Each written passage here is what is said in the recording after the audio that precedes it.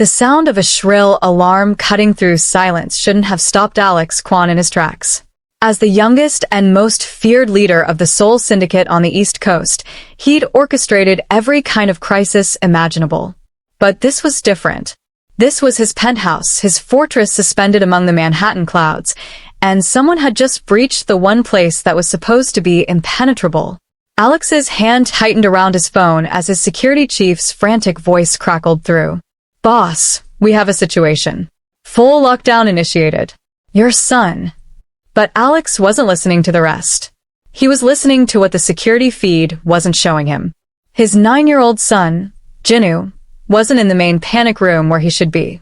And their new black maid, Sophie Kwan, the woman he'd explicitly ordered to never interfere, to always follow protocol, to stay in her designated place, she wasn't in the staff safe room either.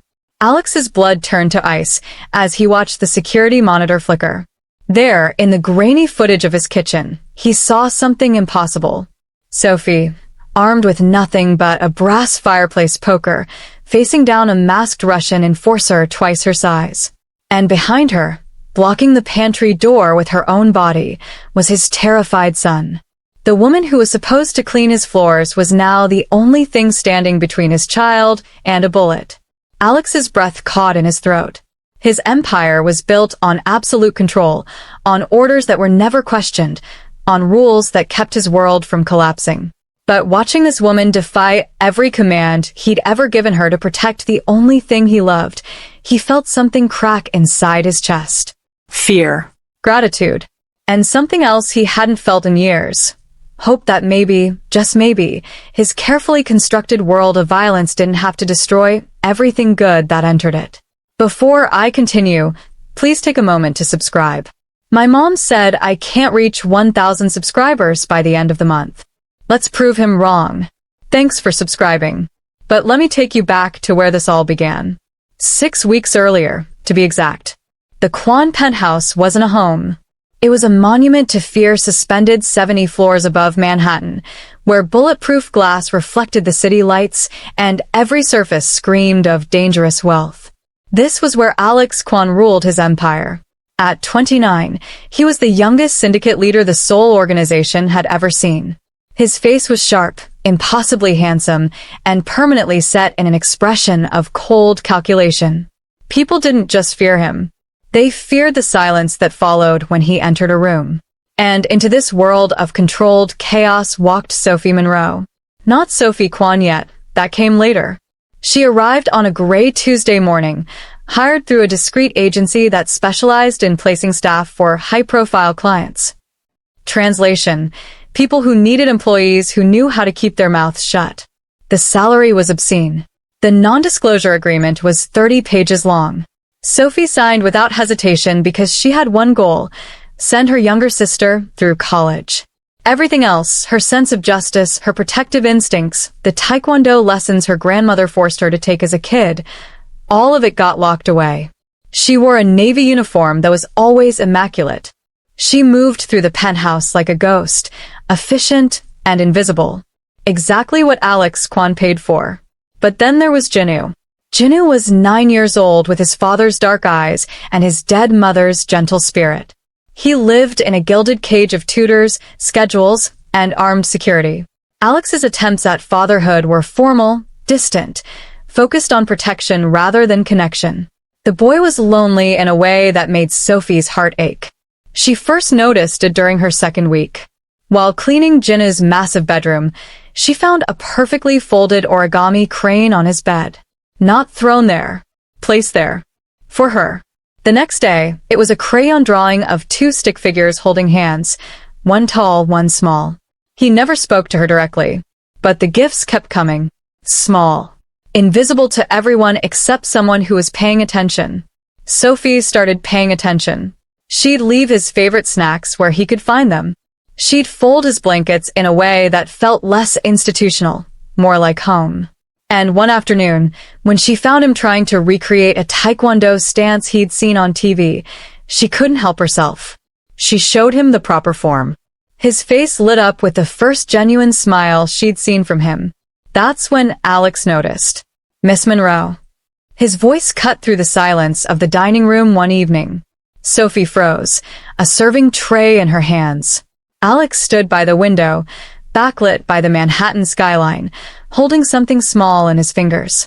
The crayon drawing. The stick figures. Your work is adequate. But I need to clarify something about your role here. Sophie's pulse hammered. Of course, Mr. Kwan. He turned to face her, and his eyes, God, his eyes were like looking into a frozen lake. Beautiful and terrifying. Your duties are confined to the main floor and guest quarters. I employ a tutor and a child psychologist for my son's development. You are not to interfere with his routine. My rules here are simple and absolute. Disobedience is not tolerated. Ever. Every word was a blade. Sophie forced herself to meet his gaze. Understood, Mr. Kwan. I know my place. Ensure you do. He pocketed the drawing. Because the people I employ either follow my orders exactly or they disappear. There's no middle ground in my world. It wasn't a threat. It was a fact. And Sophie believed him. But here's what Alex didn't say. He'd been watching the security feeds. He'd seen every interaction. He'd watched his traumatized son smile for the first time in months. He'd seen Jinu's shoulders relax incrementally in Sophie's presence. And it terrified him. Because in his world, anything Jinu cared about became a weapon someone could use against them. Despite the warning, the bond deepened. Sophie couldn't help it. She'd subtly guide Jinu through stretches that mimicked Taekwondo forms. She'd suggest 5-minute breathing exercises that were really meditation techniques her grandmother taught her. Jinu would light up, responding with more animation than his expensive tutors ever achieved. Alex watched it all from his office, studying the monitors like a man watching his carefully constructed fortress develop a crack. One afternoon, he summoned Sophie. His office was vast, all dark wood and floor-to-ceiling windows overlooking Manhattan. A dozen monitors displayed security feeds from every angle of the penthouse. He gestured for her to sit. She remained standing. Your references are impressive, Miss Monroe, he began, leaning back in his leather chair. However, I need to discuss the additional duties you've taken on with my son. Sophie's mouth went dry. I apologize, Mr. Kwan. I only wanted to help. He seemed lonely. He is lonely. Alex's voice softened almost imperceptibly. But my son's safety requires walls. High walls. Between him and everyone else. I employ dozens of men and millions of dollars in technology to maintain those walls. Then he did something unexpected. He pulled out a contract modification and slid it across the desk. The salary increase was staggering. Sophie's eyes widened. He is lonely. Alex's voice softened almost imperceptibly. But my son's safety requires walls. High walls. Between him and everyone else. I employ dozens of men and millions of dollars in technology to maintain those walls. Then he did something unexpected. He pulled out a contract modification and slid it across the desk. The salary increase was staggering. Sophie's eyes widened. I need to know you're committed, Alex continued. What you're doing for Jinu. The way he looks at you, it's priceless. But working for me comes with extreme risks. I have enemies who would use anyone close to him to cause harm. If an incident occurs, there is an established protocol. You hide in the designated safe room. You do not engage threats. You do not become a target. Is that clear? Sophie met his intense gaze. You have my word, Mr. Kwan. I will not abandon him. But I also know that sometimes connection heals what isolation can't. Alex's jaw tightened. For a moment, something vulnerable flickered in his eyes. Just follow the orders, Miss Monroe. I can only protect what stays in its designated place. She signed the contract, but neither of them knew she'd just made a promise she couldn't keep. The day everything shattered was a Tuesday. Alex had been called downtown for an emergency meeting, a territorial dispute with the Russian outfit that had been encroaching on syndicate operations. The penthouse felt different that night. Heavier. The silence wasn't peaceful. It was suffocating. Sophie was in the main sitting room, polishing the already pristine surfaces, when the world exploded. 10:45 p.m. A shrill, deafening siren blared through every speaker in the massive apartment. Emergency lights bathed everything in red. Then came the mechanical voice of the AI security system, cold and absolute. System breach detected. Full lockdown initiated. All personnel report to designated panic rooms immediately. The fortified doors slammed shut with hydraulic finality. Sophie's training kicked in instantly. She sprinted toward the library where the staff panic room was hidden behind a false bookshelf. Then Alex's voice crackled through the intercom, filtered through static but unmistakable in its hard command. Sophie. High priority, threat detected. Get to the main panic room now. You are not security. Do not engage. Do not open any doors. That is a direct order. His final instruction, the one drilled into her since day one, echoed in the emergency-lit hallway. But as Sophie moved towards safety, she heard something else. Something that stopped her cold. A small, choked whimper from the direction of the kitchen. Jinnu. Her mind raced. Jinnu hated the main panic room. She knew this. He told her once in whispered confidence that the small space reminded him of the closet where he'd hidden when his mother died. Earlier that evening, during a game of hide and seek with his tutor, he discovered the deep pantry cupboard in the kitchen. He'd been so proud of finding the perfect hiding spot. Sophie's breath caught. If the lockdown happened while he was in there, he'd be too terrified to move. Too scared to call out. She stopped dead in the hallway. The staff panic room was 15 feet away. 15 feet to safety. To survival. To the sister she was working so hard to support. Protocol said run. Hide. Survive. Alex's order said, do not interfere. Do not engage. Her heart screamed. Jinnu is alone. He's 9 years old. He's terrified. A loud, splintering crack echoed from somewhere below. The sound of reinforced doors being breached. Heavy boots hitting marble floors. Male voices shouting in Russian. The intruders were inside the building. Sophie thought of her sister. She thought of the obscene salary. She thought of Alex's frozen eyes telling her that disobedience meant disappearance. Then she thought of the crayon drawing. 2 stick figures. Holding hands. Damn it, she whispered. And Sophie Monroe turned her back on the safe room. She moved toward the kitchen, not away from danger, but directly into it. Her grandmother's voice echoed in her head. Center yourself. Control your breathing. Fear makes you sloppy. Sophie's hands were shaking, but her steps were silent, grounded, deliberate. She needed a weapon. Her eyes fell on the sitting room fireplace as she passed. A set of brass tools hung beside it. She grabbed the heaviest one, a fireplace poker, solid and cold in her grip. It wasn't much, but it was something.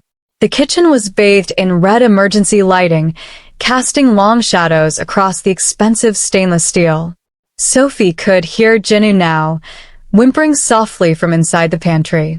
She moved toward the sound. That's when a massive figure stepped out from behind the marble island. Russian syndicate.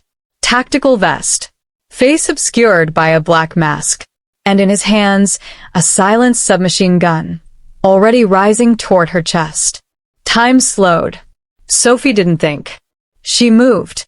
She dropped low, executing a sweeping kick she hadn't practiced since she was 16, not to injure, but to create space, to disrupt his aim. Her foot connected with his ankle. The man stumbled.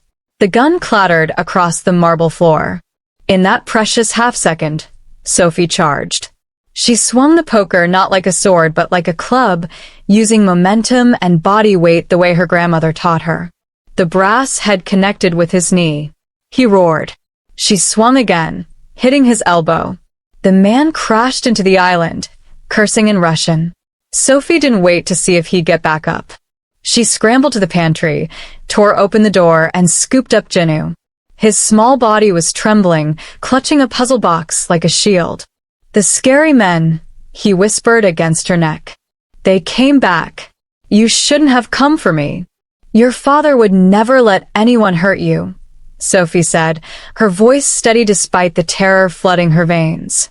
And neither will I. She slammed the pantry door shut behind them. Using a heavy serving trolley, she barricaded the entrance, wedging it against the industrial shelving. It wasn't much, but it created a makeshift safe room. They huddled in the darkness, listening to the muffled sounds of violence above and below them. Jinwoo buried his face in her shoulder. Sophie held him tight, the poker still gripped in her other hand, and prayed that Alex's security team would arrive before the Russians found them. Alex Kwon arrived at his penthouse 2 hours later. He'd left the downtown meeting the moment his security chief called with the breach alert. He navigated through traffic like a man possessed, his mind fixed on a single, terrible thought. Jinwoo. The elevator opened to chaos. His normally pristine penthouse looked like a war zone. Shattered glass. Overturned furniture. Blood on the marble floors. His security team had neutralized the threat, but the damage was done. Jun Seo, his head of security, met him with a grim expression. Boss. The Russians retreated. 2 of ours are wounded but stable. And we found one of theirs in the kitchen. Subdued but alive. Alex's gaze fixed on the kitchen. He saw the overturned island. The blood. The weapon on the floor. His blood turned to ice. Jinwoo, he demanded, his voice a raw rasp. Where is my son? Jun-Huk pointed to the pantry. Sir, your maid. She barricaded the door from inside. They're both in there, unharmed. Alex moved instantly. He tore away the serving trolley with his bare hands and flung the pantry door open. He found them immediately. Jinwoo, terrified but whole, was wrapped around Sophie like she was the only solid thing in the universe. Sophie's navy uniform was torn, stained with dust and a smear of blood that wasn't hers. Her hair had come loose from its usual neat bun, and on the floor beside her feet lay the massive brass fireplace poker. Alex's face went through 3 distinct transformations in the span of a single breath. First, rage. Pure, incandescent fury. She had disobeyed every single crystal-clear order. She had engaged a hostile threat. She had put herself in mortal danger. His rule, his absolute authority, had been shattered. Second, terror. The kind that turns your insides to water. Because if Jinwoo had been in the main panic room like he was supposed to be, if Sophie had obeyed and hidden in the staff safe room, his son would have been alone in that kitchen when the Russian found him. Vulnerable. Unprotected. Dead. Third, overwhelming, crushing relief. His son was alive. The man who controlled a multinational criminal network, who commanded armies with a glance, who had never once hesitated to issue judgment or punishment, froze. He couldn't speak. The order to punish her for defiance died in his throat, choked by gratitude so overwhelming it felt like drowning. Jinwoo, he finally managed, his voice barely a whisper. Jinwoo launched himself at his father, small arms wrapping around Alex's neck. Alex caught him, holding his son like he was the only thing tethering him to earth. But his eyes never left Sophie. He looked at the poker, then at the blood on the floor, then at her face, defiant, exhausted, and utterly unrepentant. Why? The question came out broken. Not a demand. An admission. Why would you do this? Sophie pushed herself to her feet, every muscle screaming. She didn't look away from his gaze. Because your order would have killed him, Alex. His first name. She'd never used it before. I chose to save your son. That's the only thing that mattered. The silence stretched between them, heavy with everything unsaid. Alex's carefully constructed world, built on control, on absolute obedience, on keeping everyone at arm's length, had just been destroyed by a woman with a brass poker and a fierce, stubborn heart. Jun-Huk cleared his throat. Boss, we need to debrief. And the maid needs to give a statement. Out, Alex said quietly. Everyone out. Now. His security team filed out without question. The door closed, leaving them in the ruined kitchen. Jinwoo had fallen asleep against Alex's shoulder, exhausted from fear and adrenaline. Alex carefully transferred his son to Sophie's arms. Take him to his room. Stay with him. His voice was controlled, but something underneath it was cracking. We'll talk after. An hour later, after Jinwoo was safely asleep in his bed and Sophie had washed the blood from her hands, Alex summoned her to his office. She expected anger, termination, maybe worse. She walked in with her head high and her hands steady. Alex stood by the window, his back to her, staring at the city lights. He didn't turn around when he spoke. You defied my direct order. I did, Sophie said. No apology. No excuse. You engaged a hostile threat despite having no combat training. I had some training. My grandmother taught me. You risked your life for my son. Yes. Finally, Alex turned. His mask of control was gone. In its place was something raw and vulnerable that Sophie had never seen before. Do you have any idea what you've done? Sophie stepped closer, fury and fear warring in her chest. I saved your son's life. That's what I did. And I know your rules, Alex. I know you built this fortress to keep the world out. But you don't get to make me care about you and your son and then expect me to sacrifice him for a protocol. You matter to me. And Jinwoo, her voice broke. Jinwoo matters more than any rule you've ever written. Alex stared at her like she was speaking a foreign language. He'd prepared for tears, for apologies, for resignation. He hadn't prepared for defiance, for fierce, unshakable conviction. You beautiful, impossible woman, he murmured, crossing the space between them. He cupped her face in his hands, his touch gentle despite the violence that had defined his day. I've been trying to keep the world out for years. And you broke in with a brass poker and saved the only thing that matters. Sophie's breath caught. Alex, I'm in love with you. The words came out rushed, desperate. I've been falling since the day I realized you saw the father in me, not just the monster.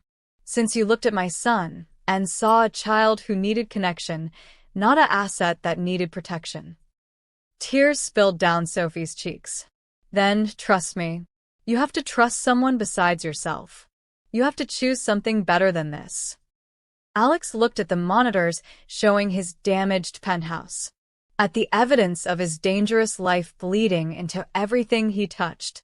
Then he looked at Sophie, this fierce, defiant woman who had risked everything for his son. I choose us, he said without hesitation. I choose the chance to be the man Jinwoo thinks I am. The man you see when you look at me. That's going to require real change, Sophie warned. Not just words. Real, terrifying change. I know. Alex pulled her close, pressing his forehead to hers. I'll start tomorrow. I'll begin stepping back from operations. I'll hand control to Junhook. I'll build something legitimate, something clean. It'll take years. I'll lose power, lose fortune. But I'll buy us safety. I'll buy Jinwoo a childhood that isn't built on blood money. Sophie wrapped her arms around him, feeling the fear and determination radiating from his body.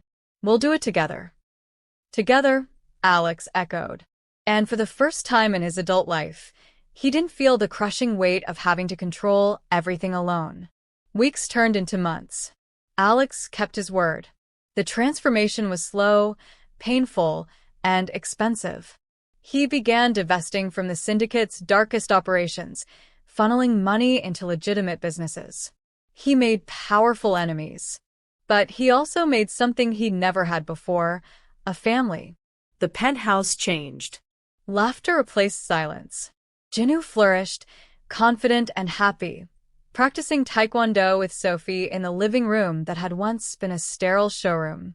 Alex would watch them from his office, a small smile playing at his lips. Sophie was no longer the maid.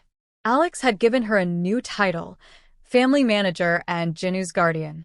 The paperwork granted her legal authority to make decisions for Jinu's care and full access to every security system in the residence. But more than that, it was a statement. She was family. One quiet evening, 6 months after the night everything changed, Alex called Sophie into the sitting room. The room where she'd grabbed the poker. Where she'd made the choice that saved them all. He stood by the fireplace, illuminated by golden light. He didn't drop to one knee. He didn't need grand gestures. He simply held out his hand. In his palm rested a small, engraved silver key. "This is the master key," Alex said softly.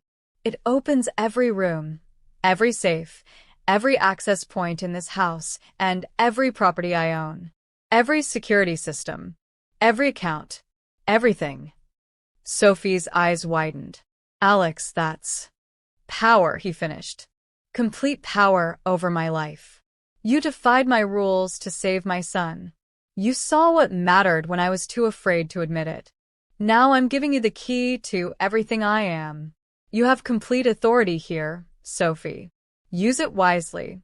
Just don't ever leave us." Sophie's vision blurred with tears. She took the key, feeling its weight. Not just metal.